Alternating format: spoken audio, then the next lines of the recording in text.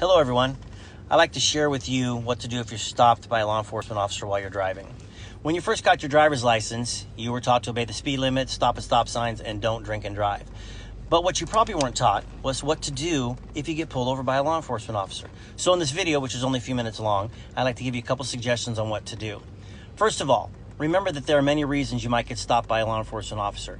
It could be something as simple as letting you know that one of your brake lights are out or that you're driving crazy.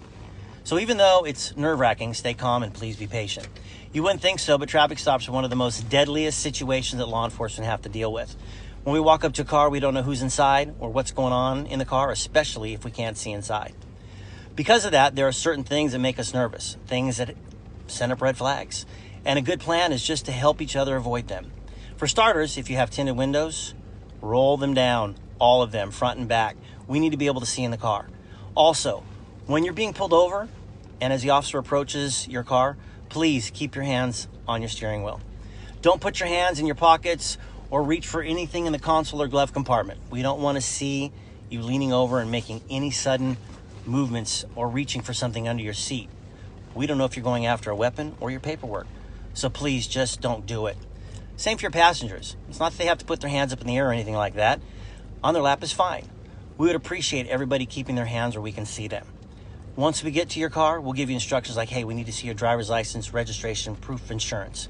At that point, you can say to the officer, hey, my driver's license is in my back pocket, it's in my front pocket, console, wherever it is it okay for me to get it? Then wait for our instruction. Don't reach for anything until you're instructed to do so. To make this go more smoothly, one of the things I recommend is having your vehicle registration and proof of insurance together in the same envelope. I personally use a case with a Velcro closure. I bought mine at a car wash.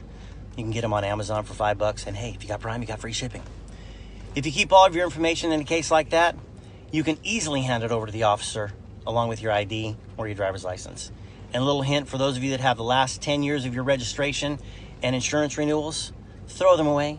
You don't need them. Having to dig through all those papers just makes this whole process take longer. You just need one, and that's the current one. Most of us will ask you if you have any guns, knives, hand grenades, bazookas. Not that you have any bazookas, but hey, it breaks the ice.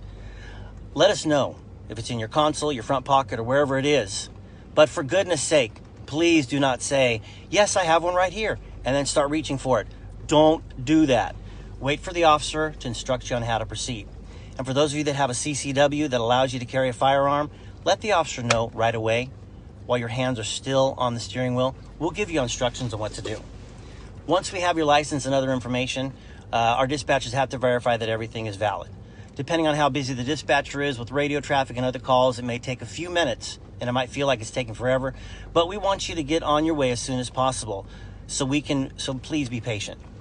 Hey, we understand that getting stopped is inconvenient, frustrating, or even scary. And you might get a ticket, and you might get a warning, and you're nervous.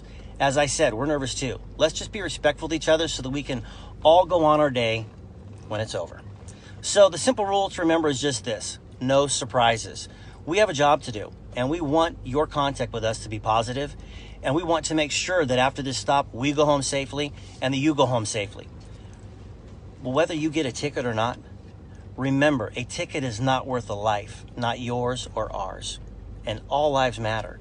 I encourage you to share this video with your children, your family, your friends, to make sure everybody is educated and that we can work together to make traffic stops stress-free as possible with everybody involved. On behalf of thousands of officers, thank you for watching this, sharing this video. Again, we thank you and have a great day.